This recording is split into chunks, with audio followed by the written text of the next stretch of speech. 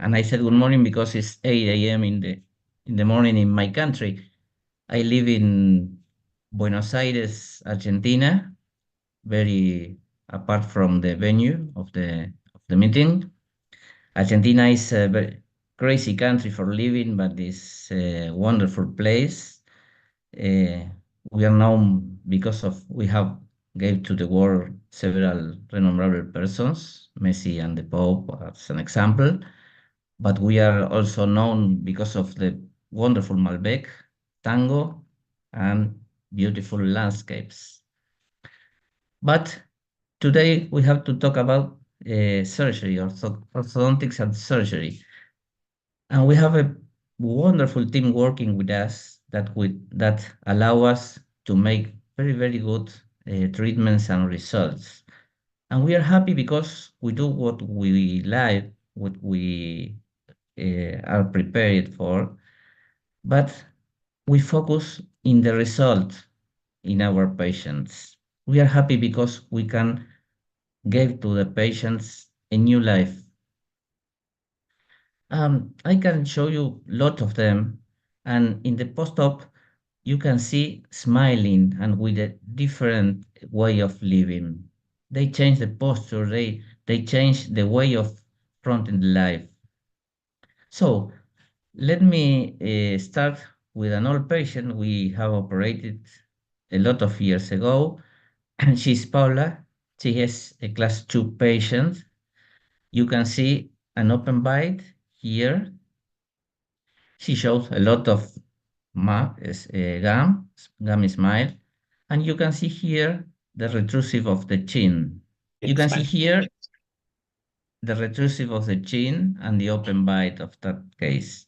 Okay, good, thank you. She have started with an orthodontist treatment, but she abandoned because they moved shut some teeth without any result. And you can see in the lateral X-ray, the open bite, just contact in the molars, and the open bite, the lip support, and you can see the position here of the hyoid bone. This very, very back and very deep. So that gives us a very narrow airway. She snored and she started with some kind of hypoapnea at night. This is the clinical view of the patient. So let's hear what she had to say to us.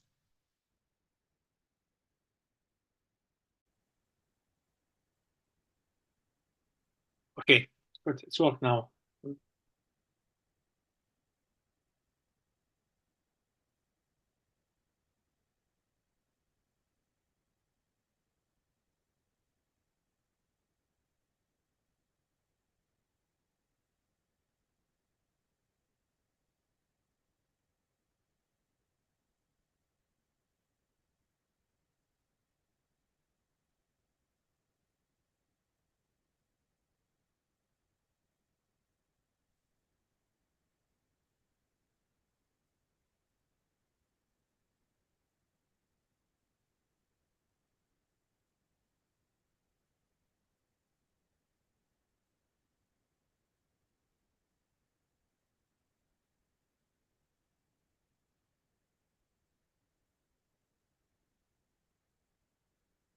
Okay, that is the result, pre and post-op. A face balance. You can see the face balance in that way with the chin projection and the bite. So we can achieve our goals with this case, but especially you could see in the video, she was very, very happy with the result. And this is the most important. We have increased the airway a lot, and she has no more snore at night. So our goals, facial balance, airway, and functional bed have completed. FAB are the letters from the treatment that proposed Dr. Bill Arnett. She's like Messi for the orthognathic surgery, you know. And we have completed all these goals. So sometimes it's a easy decision to go to the surgery, sometimes no. Let's see what happened with Martina. Martina came to us with a face of despair.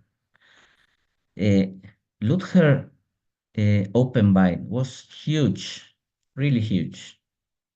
And she has a sad face here.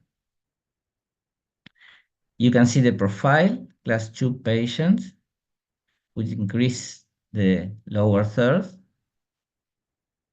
And in this case, we have this plan. We wanted to move the maxilla 4 millimeters forward and to intrude it in an asymmetrical way, as well as a big advancement of the mandible and intrusion and to move forward the chin. We have made this sagittal split osteotomy bilateral with bone graft here, intrusion asymmetric of the maxilla and the chin. And when we are finishing the surgery, you have to check that the occlusion is correct, that our condyles were put it in the correct position, and we can do that without any effort and without moving the mandible with a complete touch of the teeth. And this is the result. We have another face, balanced, balanced face in the lateral way as well, with the chin in the correct position and the occlusion. So let's hear what the Martina's mother have to say to us.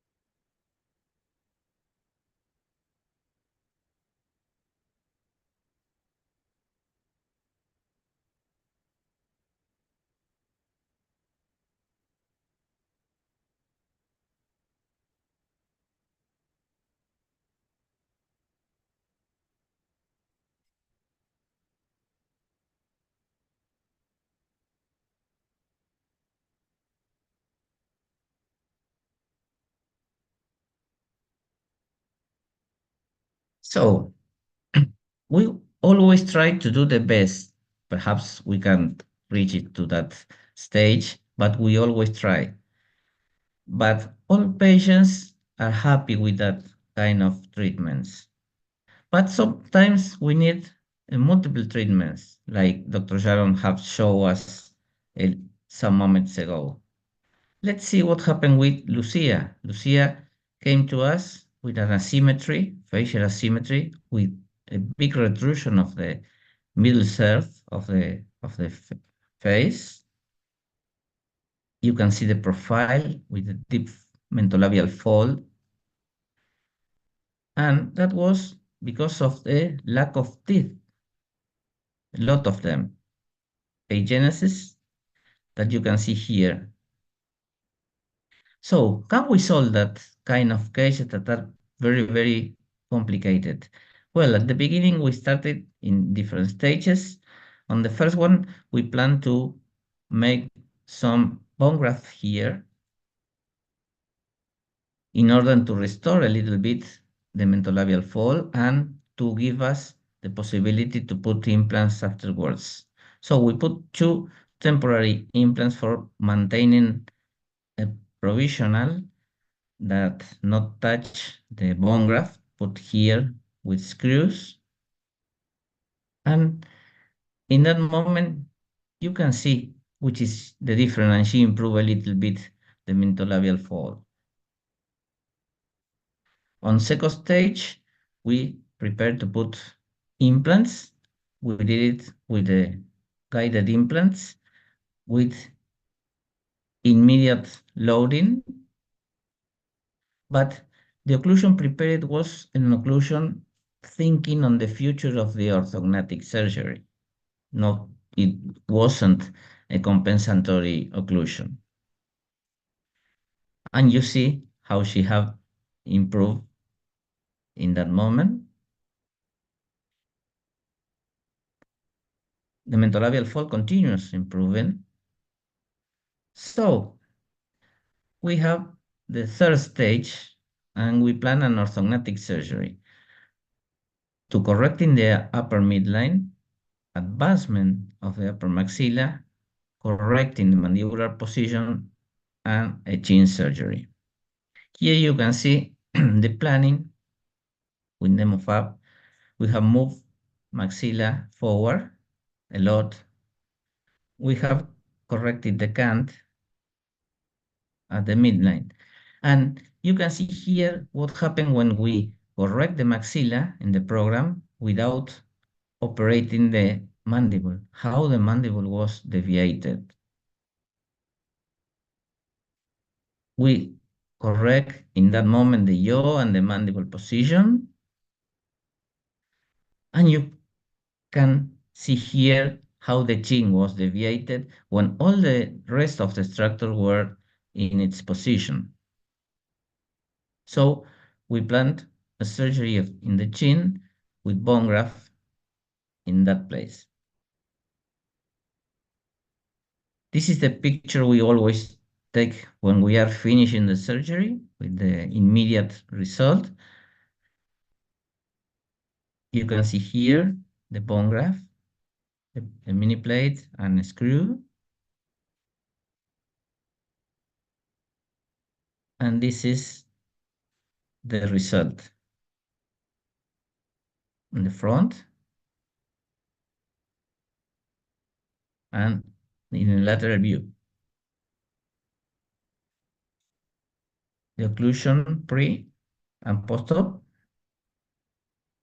and the comparison pre and post in the front, in a lateral view, and here. So see the face, how she looks here and the difference here. Let's see what she had to say to us.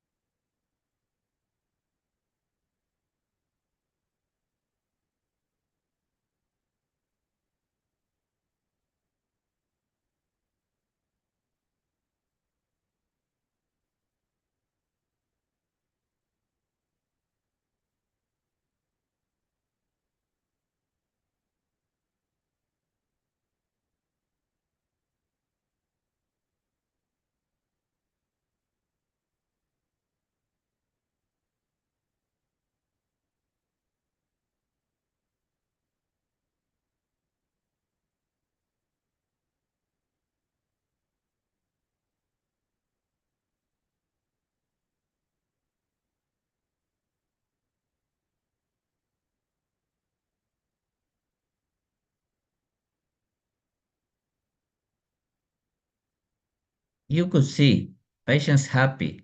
They know the treatment is long and it's hard, but they are very, very happy because we give the give them the possibility to change the face. That is something that make a big difference. Let's see the last patient. This is Katerina. Katerina was very, very young when she noticed her anomaly. She is a class 3 patient. So I show you several class 2 patients. I show you a class 3 patients. There's no difference in that. She was attended by her orthodontist, Dr. Alfredo Alvarez, in another city, not in Buenos Aires. He's a very clever orthodontist, and he prepared a pre-surgical orthodontic treatment just from the beginning, not thinking in compensations, thinking how we need to put the teeth for giving to them both shows the movement that they need. So, in the moment that we could, we started with preparing our orthognathic treatment. You can see here the image, a big airway like most of the class 3 patients. And in that case, the discrepancy was huge. So we prepared a 9 millimeters of advancement of the upper maxilla, correcting the jaw 2 millimeters, and an intrusion, a symmetrical intrusion of the maxilla, 1 millimeter in the forward, 4 millimeters in the molar area. Is mild retrusion of the mandible. We don't like to make big retrusions of the mandible because of the airway. Uh, we put the midline in the place and we move the chin, intruding the chin and moving forward. You can see here in the plan when we move the maxilla forward and inward, moving the mandible to a good occlusion, and then the movement we need to do with the chin. And this is the post-op immediate result. The X-rays, IVRO technique in both sides, no fixation in that place. And you can see here the X-ray. Catarina was very grateful with us from the beginning. Every time she comes to Buenos Aires, she go to the office to say, hello, I'm happy. And you could see her Instagram from the beginning. She started to post it, her new image. And you can see here the result. Very nice lip support, face balance,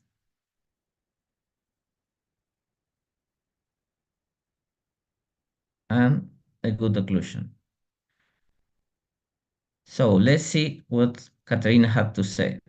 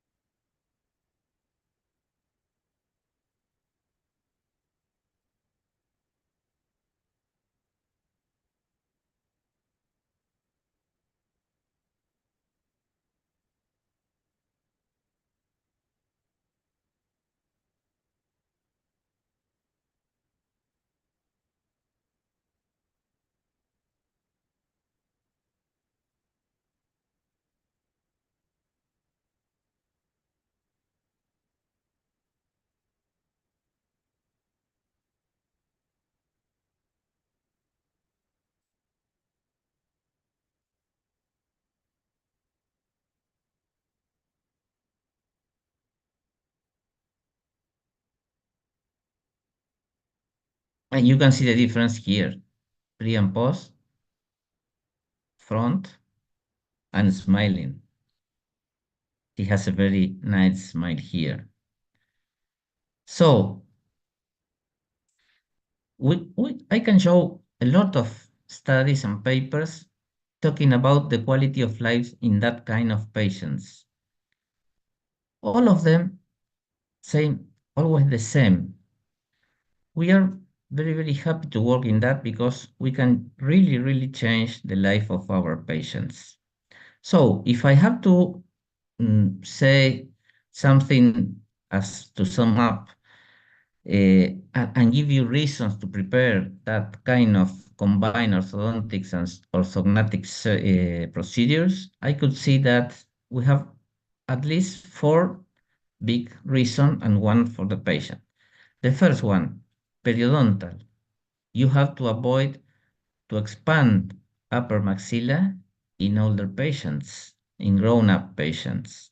In those cases, you have to do a rapid palatal expansion or a multifragment L4-1 osteotomies, but not to try to increase the width because you can see recessions of the canines, and if you open a flap here, you can see the root out of the plate. The second one, aesthetics, especially the most is very important for the asymmetries because the patient who have an asymmetry, he can see it every day when he or she looks to the mirror and come with a lot of expectations to correct the asymmetry. And we can do it with a combined orthodontics and orthognathic treatment and sometimes a prosthetic treatment in the middle. The TMJ, especially in class 2 patients, you can see resorption of the condyles a lot of times, and you can stop that kind of resorption, putting all the structures in its place and to giving some medication for that. Dr. Annette have planned and have wrote about that, but you can obtain a good TMJ result and function after that. And most important, the airway. With a narrow airway, you have to plan a combined treatment for obtaining a good airway for the future. And you can increase it with that kind of treatment, especially with the counterclockwise rotation of the jaws. And the most important, the needs of the patients. We have to know what the patient is needing. So we have a lot of questions. The patient complete forms saying, I want to move my teeth forward or backward or my nose or whatever, because we have to complete the needs of the patients. If for some reason or functional or aesthetics or whatever, we can't complete the patient needs, he have to know before to start the treatment.